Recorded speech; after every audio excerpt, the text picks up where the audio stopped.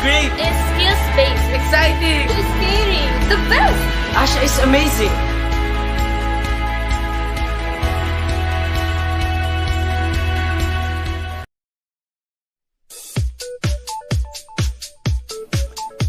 There are 1.1 million workers in the hotel and restaurant industry in the Philippines alone, 9.5 million in Europe, and 212 million in the United States. Vast investments have been made in construction of local assets in the country. Pacor Entertainment City, Boracay Equestrian Club, Misibis Bay, Villaroca Resorts, and the Balasin Island Club in Quezon.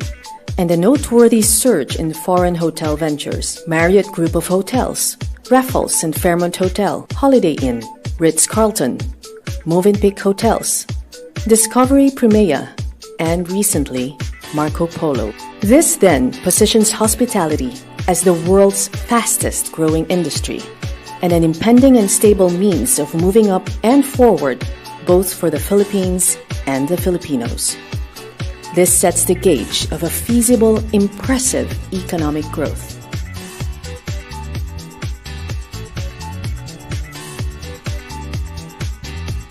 The Asian School of Hospitality Arts, the only hotel school in the country, is tailored to fit the demands of the hospitality industry. It is strongly founded by its competent core courses: Bachelor of Science in Hotel and Restaurant Management, Bachelor of Science in Tourism, and Bachelor of Science in Entrepreneurship, and made stronger by its intricate and specific career-driven programs: Professional Cooking with Certificate in Hotel and Restaurant Operations, Barista with Certificate in Hotel and Restaurant Operations, Certificate in Professional Cooking Series, Diploma in Hospitality Management, Management in Accounting, and soon, Specialized Butler Service. Implementing a uniquely Filipino hospitality culture and teaching paradigm is ASHA's lifeblood, a faculty roster comprised of seasoned hoteliers and veterans who have had years of industry experience both here and abroad. ASHA prides itself with its Earn and Learn program, which holds a strong affinity between education and employment, making it possible to extend both quality education and a stable source of living across more than 7,100 islands. Wisely situated in various locations in the country, ASHA simulates and imparts actual training in hotel grounds. Further empowering the institution are its notable partners: TESDA, Commission on Higher Education; Tagaytay Highlands, Manila Ocean Park, Waterfront Manila Pavilion Hotel, Hotel H2O and Manila Oceanarium, the Island Cove Hotel and Leisure Park, Cravings, C2 Classic Cuisine, 7 Suites Hotel Observatory, the Orange Place Hotel, and the Center for Culinary Arts Manila. Over the years, ASHA has witnessed dreams being brought to life. Corinne Pastor and Joshua Delio are cooks at Ritz-Carlton, Florida, USA. John Jester Cruz, food and beverage staff at Royal Caribbean Cruise Liner. JZ Mendonez, bartender in Singapore. Jeff Patriarca, baker in Dubai. Over the years, ASHA has taken the Filipino dream to the world, the Asian School of Hospitality Arts, the home of the future global hospitality leaders.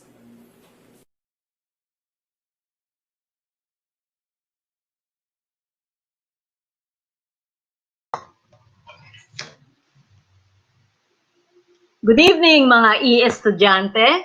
Welcome to another episode of ASHA E-Skwela, brought to you by ASHA Free Education Online.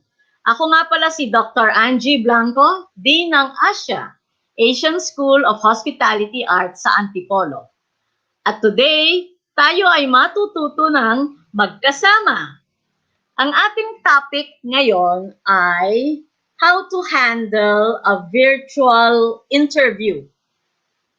Bibigyan ko kayo ng tips kung paano mag-interview online.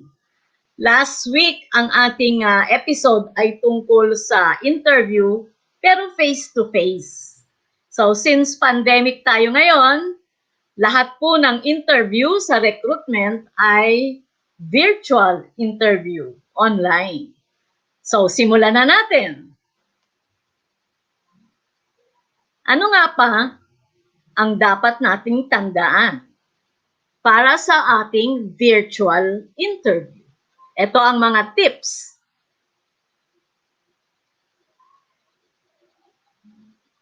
Okay, ano nga ba yung virtual interview or video interview? It is a digital method that enables remote assessment and screening of candidates. So, computer, no? Online. Hindi ka pupunta dun sa opisina ng HR. They are often used as a first stage screening method, although their use accelerated as more firms went remote during etong pandemic, 2021.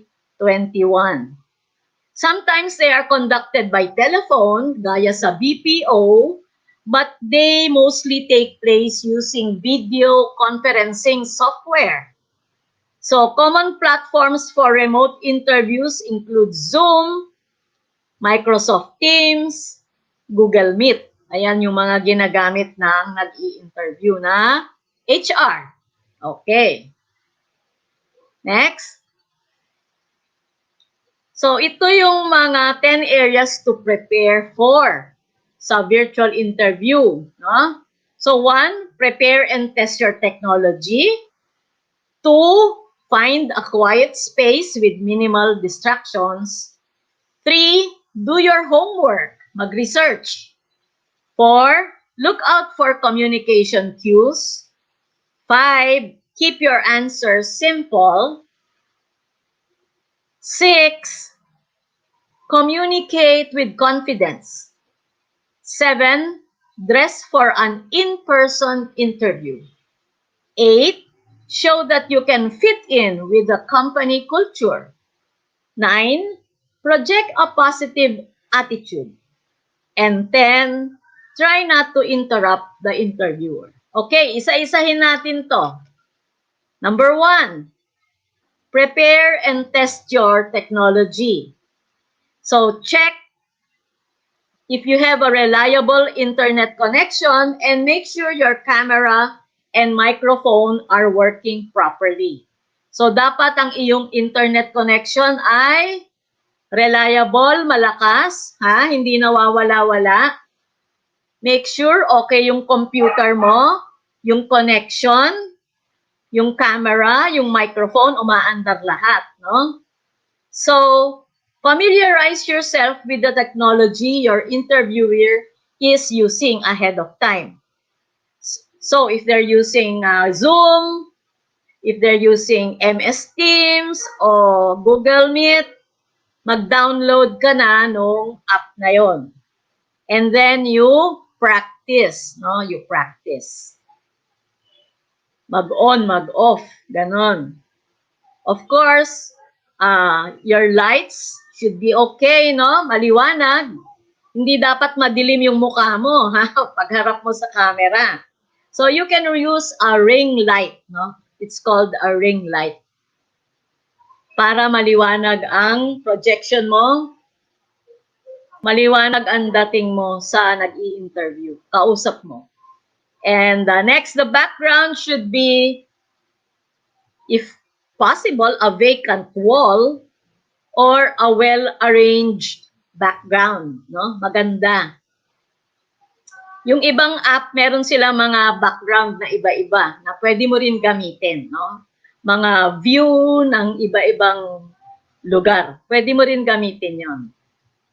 Okay, next. Wag na magulo yung likuran mo, no? May mga nakasampay pa, yung nakikita yung cabinet mo o yung kama mo, ha? Wag ganon. It should be professional. Yung likod mo, yung background mo dapat professional. Okay, 2, find a quiet space with minimal distractions. So dapat yung room na pag-i-interviewhan mo ay tahimik, no? Malayo sa kalye para hindi maingay yung mga sasakyan or baka may mga aso. Sabihin mo, quiet muna sila, may interview ka. So the interviewer is there to see and listen to you. So don't give them any chance to be distracted by anything in the background. Kung maiingay yung mga kasama mo sa bahay, pakisabi, teka muna, quiet muna kayo, may interview ako.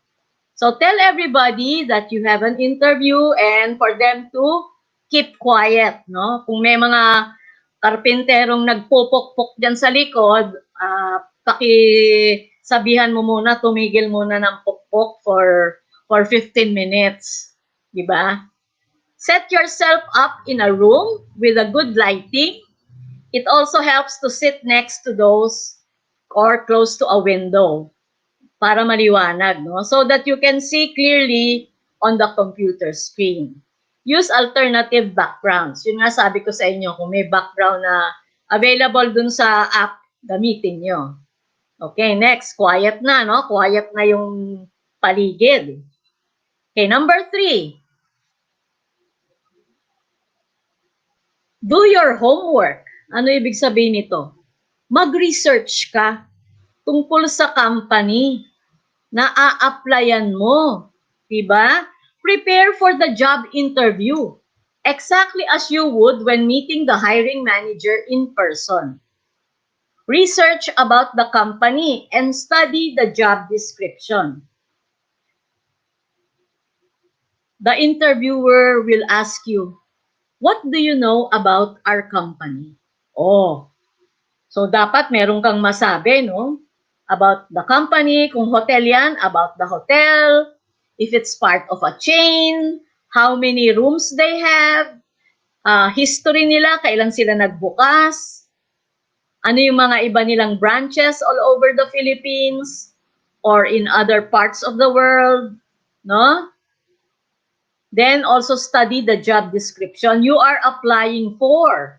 So if you're applying for like a front desk job, front desk officer ka, no? You should know how to reserve, check in, check out, yon.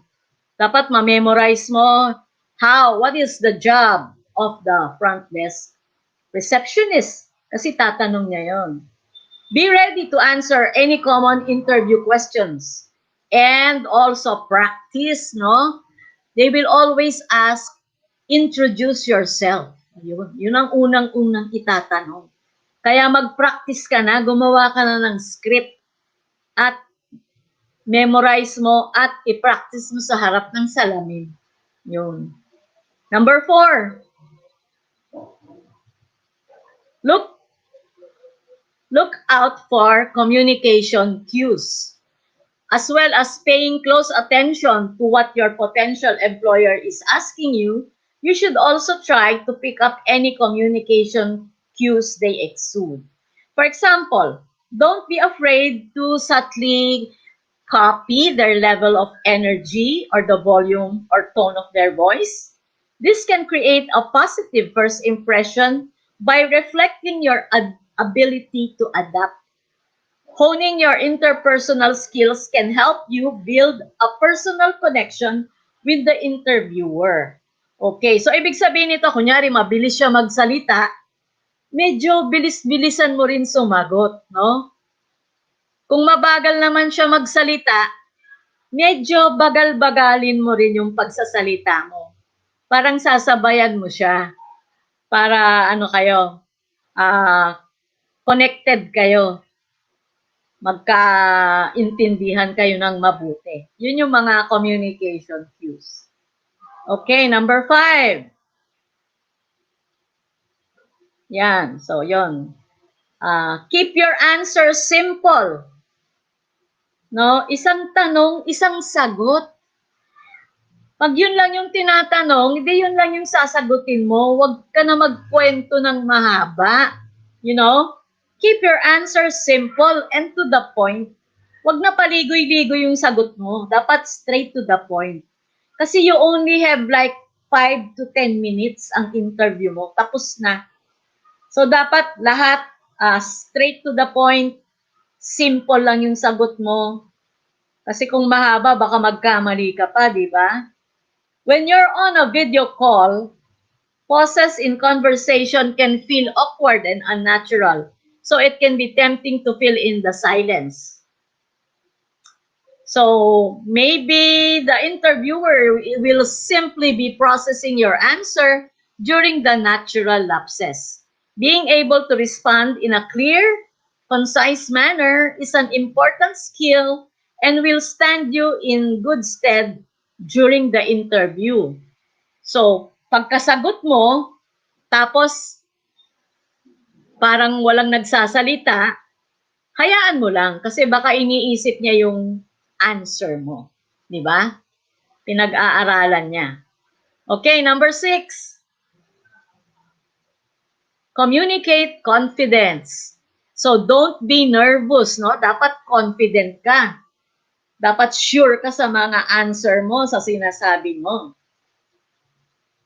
So, it's natural to feel nervous during an important interview. But try to communicate confidence as best as you can. One way of achieving this is through your body language. Ano yung body language? Yung kumisa meron kang kamay or gumaganon ka, no? So, it is the use of gestures, your head is nodding, you're using your hands. Yun yung mga gestures. So, dapat may ganun ka. To appear as confident as possible. Also, smile. Ayan, smile. During the interview. Sit up straight. And make sure the camera level with your eyes. Keep your focus on the camera so that it appears that you're giving eye contact. And this will help you come across as confident and composed. So sa computer kasi, di ba, may camera yan, may ilaw. O, doon ka titingin. Kasi yun yung eye contact. Ang dating, parang nakatingin ka sa mata niya. And that's how it should be. You should have an eye contact with the one you're speaking to, with the HR manager, no? Hindi pwede yung ganito, hindi pwede yung nakatingin ka sa taas or habang nagsasalita ka, introduce yourself kung saan-saan ka nakatingin. Hindi pwede yun. Sasabihin ng HR, ano ba to kung saan-saan nakatingin? Walang eye contact, see? So, kailangan yan. Be confident, don't be nervous. But it takes practice, ha? Kailangan nagpa-practice ka para hindi ka kabahan. Okay, 7. Dress for the interview. O, di ba, face-to-face, naka-corporate attire ka? Dapat, sa interview, virtually, naka-corporate attire ka rin, no? Professional looking. Hindi ka pwedeng naka-t-shirt. Hindi pwede. Treat your online job interview exactly as you would if you were meeting the hiring manager in person. Okay, wear smart attire or corporate attire. Naka-necktie, no? Pag lalaki, naka-necktie. Pag babae naman, naka-blazer with inner blouse and put you in the right mindset of an interview. So, dapat sila girls, naka-makeup din ng konti, no? Naka-hairdo. Professional looking. Parang face-to-face na interview ang dating. Okay? Next. Show that you can fit in with their company culture. So, marami siyang tanong, no? Marami siyang tanong. So, a key task for recruiters is determining whether you would fit into the hiring company culture, but this can be challenging in a virtual meeting. So, tinitignan niya kung bagay ka sa kumpanya nila eh. Ganon, tinitignan niya. Sa the way you talk, the way you answer the questions, tinitignan niya kung babagay ka, magiging part ka nung team nila. Kasi teamwork to eh, itong trabaho, teamwork. You will be joining a team in their company.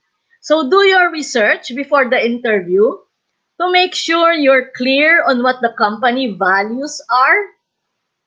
Sa website naman, nandun naman yung mission, vision. Basahin nyo yun. Pati yung corporate values, like excellence, honesty, integrity. Basahin nyo yun kasi baka itanong. And make sure you're expressive when answering questions. So dapat you should understand and your enthusiasm and passion for the company. So dapat ang dating excited ka, ganadong-ganado ka, magtrabaho sa kanila. Ganun dapat yung feeling, di ba? Okay, next, number 9. Project a positive attitude. Okay? The positive attitude starts with a smile, no? At hindi ko pala nasabi kanina, no? Siyempre, sa umpisa, greet the HR manager. Good morning, sir. Good morning, ma'am. Yon. Or kung alam mo yung pangalan, sasabihin mo yung pangalan, no? Good morning, Mr. Reyes. Good morning, Mrs. Reyes. Okay, promoting a positive attitude is paramount for showing that you can fit into a company's culture. Dapat positive ka lagi. Bawal ang nega. Bawal ang negative. Ha? Avoid speaking negatively about your past employer. So, wag mo sisiraan yung dati mong trabaho or yung dati mong employer. Bad yun. Ha? Bad yun. Ayaw yun ng mga HR manager. So, sabihin nila, grabe naman to, sinisiraan yung dati niyang employer. So, masama yun. Negative yun. And the interviewer will already know you're leaving for a reason, so there's no need to be overly negative. Tatanungin pala niya, okay, why are you leaving the company? So, be ready for an answer. And wag mo sisiraan yung dati mong kumpanya. Okay? And if you have any genuine good feelings about your current previous position, speak openly about this. This will show respect and reflect your enthusiasm for work. Kung pwede nga, purihin mo pa yung pinanggalingan mo. Yung dati mong company, purihin mo. Maganda yon, positive yon, wag mo sisiraan. Okay, number 10 and the last, try not to interrupt the interviewer. It's sometimes difficult to gauge when another person has finished speaking on a video call. So, awkward interruptions takes place. So, pag nagsasalita si HR manager, makinig ka na lang, ha? Tuloy-tuloy naman yung salita niya. So, wag kang sisingit-singit. Do not interrupt the interviewer if he is speaking. And at the end, he will ask naman, do you have any questions? Ganon. Pag tinanong ganon, di magtanong ka lang kung may question ka, no? But do not ask the salary, ha? Sinabi lang, what, do you have any question? Ikaw naman, tinanong mo, how much is the salary? Okay, bawal yun, ha? Bawal magtanong. Sa umpisa. Kasi hindi ka pa nga tanggap, eh. Pag tanggap ka na, pwede na magtanong. Pero kung hindi pa, yes ma'am, yes sir ka lang muna. And at the end, of course, thank the interviewer. No, you say, thank you Mr. Reyes for your time. Oo. Okay, so those are our 10 tips for a virtual interview. And the key takeaway is that during a virtual job interview, you should always conduct yourself in the same way you would in a face-to-face meeting. Parang kaharap mo lang siya face-to-face. Ganun din, no? Plan, prepare, and be confident, and be positive always. So, good luck sa inyong lahat, ha? Sa inyong interview. At sana matanggap kayo. Okay, panoorin muna natin itong video clip na to tungkol sa virtual interview. Imagine you just got a higher view video interview. You're not used to them, so you're a bit stressed. But you give it your best and start the interview. While doing the video interview, you feel good. You answer the questions rightfully and you make sure you are clear in your explanations. You click on the submit button and you relax. I think it went well, you tell yourself. But a couple of days later, you receive an email saying you were not taken. And you don't understand why. You thought you nailed the interview, so what happened? In this video, I will show you 5 subtle mistakes to avoid in a video interview so that the situation I just explained never happens to you. I'm sure you don't want to miss an exciting opportunity at a job you really need simply because you weren't able to avoid these easy mistakes. So here's what you have to do. You probably want to jump right on your computer and start your video interview, but take a step back and avoid the first mistake many people make: lack of preparation. You have to prepare for a video interview the same way you prepare for a real job interview. Higher view interviews are usually structured. You will have the same questions as all the other applicants in the same order. Think about that for a second. Imagine you're an HR professional watching over 50 videos of the same questions being asked in the same order. Who will you remember? The person with the most outstanding answers and gestures. To become that person, record yourself on a computer or your phone answering popular questions such as "Tell me about yourself." This will give you the opportunity to evaluate how you will look like in a video and see how you can give better answers as well as get more comfortable in front of a camera. You can evaluate your gesture, your enthusiasm, and the way you answer questions. Show it to trusted friends. They can give you valuable insight that you can't see yourself, and then make appropriate changes. When you feel ready, you can go on your desk or whatever the place you choose to start your video interview. But make sure you avoid this second mistake, not controlling your surroundings. Avoid being this guy. I mean, look at that tie. Make sure the light doesn't change because of the sun and the clouds by closing your curtains. If you live with people, make sure you tell them you're video interviewing so that they stop being loud. And kick out your pets from your room so that they don't disturb your background. I know it's gonna be hard.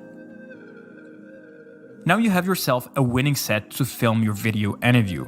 But before starting, make sure the HireView app runs smoothly by avoiding the third and most popular mistake, the technology. If you're using your phone to film yourself, make sure you have the latest version of the HireView app. If you're using your computer, make sure you have the latest version of Adobe Flash. You should already have it if you decide to use Google Chrome. Next, check your internet connection using websites like speedtest.net. You should have a minimum of 2 megabytes per second for your download and upload if you want the best results. If you're below that, try moving closer to your router or simply ask people in your house to turn off their Wi-Fi for the duration of your interview. Oh, also, please make sure you plug your device. The last thing you want is your computer or phone turning off right in the middle of your interview, right? Perfect, you're prepped now. You are in control of your surroundings and you checked your tech. Now the moment you've been waiting for. Open the HireView app to start the interview. But take it slow. Make sure you avoid this fourth mistake, not reading the instructions carefully.